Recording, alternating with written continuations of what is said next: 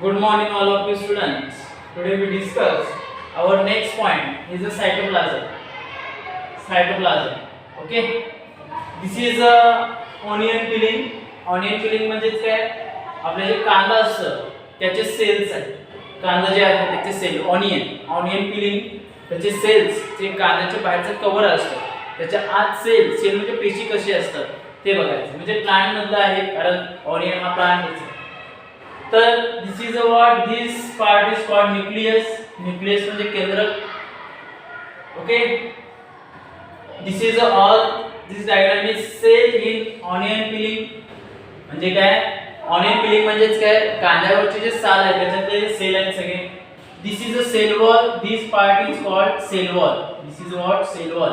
पेशीची भिंत ज्याला म्हणतात. In this cell wall semi fluid substance म्हणजे काय? अर्ध द्रव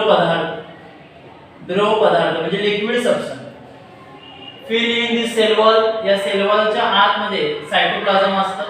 मग सायटोप्लाझम म्हणजे काय? सेमी फ्लुइड सबस्टन्स म्हणजे बारीक लहान अर्धद्रव पदार्थ तो असतो. Okay. This empty vacant place is called vacuole. This vacant place is called vacuole. Okay, so we discuss cytoplasm. This is our point. Cytoplasm means semi-fluid substance.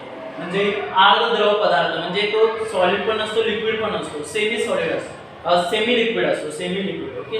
Liquid म्हणजे द्रव पदार्थ. So cytoplasm Marathi meaning आहे जीवद्रव. Marathi meaning is what? जीवद्रव. Okay. The part of cytoplasm other than organelles is called cytosol. म्हणजे सायटोप्लाझमचा जो part आहे त्यालाच काय म्हणतात? सायटोसोल. The part of cytoplasm other than organelles म्हणजे सायटोप्लाझमचे ऑर्गन सोडून जे पार्ट राहिलेले आहेत, सायटोप्लाझमचे ऑर्गन सोडून जे पार्ट रिमेनिंग राहिलेले आहेत त्या भागांना काय म्हणतात? सायटोसोल. Is called cytosol. या सायटोसोल मध्ये cytosol vital substance. Cytosol store vital substance म्हणजे सायटोसोल मध्ये काय असतं? व्हायटल म्हणजे काय? जीवनावश्यक सबस्टन्स म्हणजे पदार्थ. स्टोअर म्हणजे साठवणे.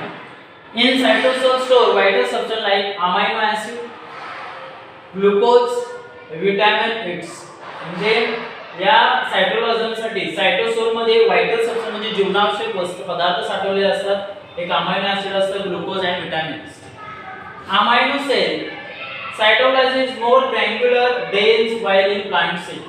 ॲनिमल सेल म्हणजे प्राण्यांच्या पेशीमध्ये सायटोप्लाझम कसा असतो? ग्रॅन्युलर म्हणजे असं गोल असतो. ग्रॅन्युलर म्हणजे कसा असतो? गोल असतो.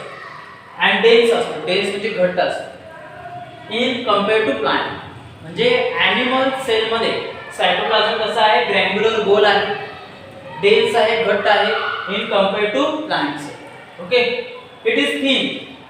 प्लांट सेल ॲनिमल सेल मध्ये सायटोप्लाझम कसा असतो? थिन म्हणजे जाड. Mostly push with plant cell म्हणजे मॅक्सिमम प्लांट सेल पेक्षा ॲनिमल सेल मध्ये कशा असतात? थिन असतात. सायटोप्लाझम कसा असतो? थिन असतो. नेक्स्ट आहे सेल ऑर्गेनेल. सेल ऑर्गेनेल म्हणजे पेशींचे अवयव. जसे आपल्यामध्ये ऑर्गन्स आहेत तसेच सेल ऑर्गेनेल्स आहेत. त्याला पेशींचे काय म्हणतात? अवयव असे म्हणतात. Cell organelle is specialised specific function.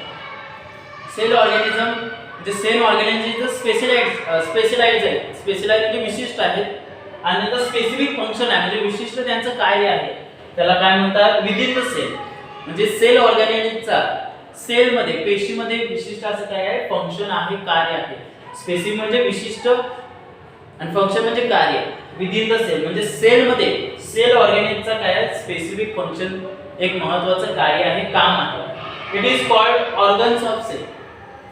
मग त्याच ऑर्गेनेलचा काय म्हणतात? ऑर्गन्स ऑफ सेल म्हणजे पेशींचे अवयव. Okay. Cell organelles has own protein membrane. Cell organelles मध्ये प्रोटीन असतात. प्रोटीनचे पडदे असतात. प्रोटीनचे काय असतात? पडदे म्हणजे प्रथिनेचे पडदे असतात.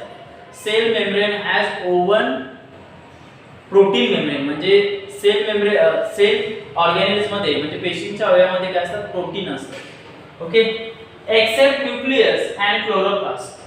मग हे सेल ऑर्गॅनिझम मध्ये प्रोटीन कुठं असतं, मेम्ब्रेन मध्ये असतं, पडद्यामध्ये असतं, पण न्यूक्लियस अँड क्लोरोप्लास्ट मध्ये नसतं. न्यूक्लियस अँड क्लोरोप्लास्ट मध्ये नसतं. म्हणजे या न्यूक्लियस मध्ये काय असतात, प्रोटीन नसतात, तर बाकीच्या ठिकाणी काय असतात, सेल ऑर्गॅनिझम मध्ये प्रोटीन असतात. It is seen only electron microscope.